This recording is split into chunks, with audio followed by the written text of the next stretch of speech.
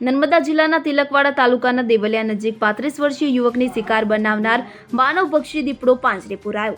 Forest વિભાગે છેલ્લા એક અઠવાડિયાથી પાંજરા મૂકી કેમેરા લગાડી રાત દિવસ પેટ્રોલિંગ કરી દીપડાને પકડી રેસ્ક્યુ ઓપરેશન પાર પાડ્યું. તિલકવાડા તાલુકામાં દીપડાઓએ આતંક મચાવ્યો છે. અવારનવાર પશુઓને શિકાર બનાવતા હોવાની ઘટનાઓ સામે આવતી હોય છે. તેને થોડા દિવસ અગાઉ દેવલિયા નજીક સૂઈ રહેલા એક 35 વર્ષીય યુવકને માનવભક્ષી દીપડાએ શિકાર બનાવ્યો હતો.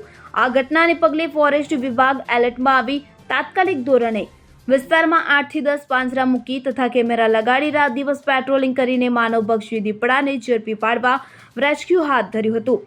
રાત્રિના માનવભક્ષી દીપડાને ઝડપી પાડવામાં ફોરેસ્ટ વિભાગને સફળતા મળી છે. પ્રાપ્ત વિગત અનુસાર તિલકવાડા તાલુકામાં છેલ્લા કેટલાય સમયથી દીપડાઓનો આતંક જોવા મળી રહ્યો છે.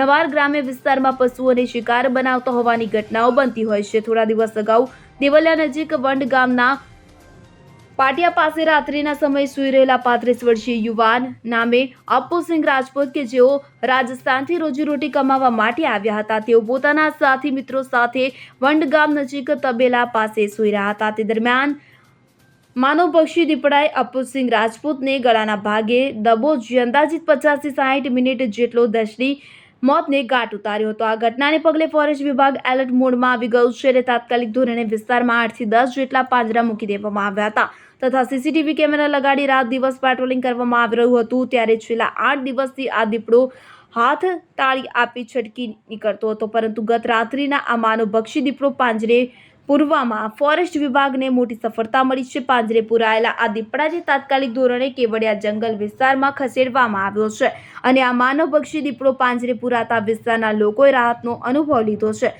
પરંતુ હજી પણ આ વિસ્તારમાં દીપડાઓ હોવાની સંભાવના છે, જેથી હજુ પણ આ વિસ્તારમાં પાંજરા મૂકી દીપડાઓનું રેસ્ક્યુ કરવામાં આવે તેવી લોકમાંગ ઉઠવા પામી છે. દીપક જગતાપ સાથે CN24 ન્યૂઝ રાજપીપળા.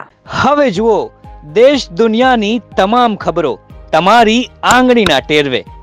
ઉઠાવો મોબાઈલ અને Google Play Store પરથી ડાઉનલોડ કરો અમારી CN24 ન્યૂઝ મોબાઈલ એપ.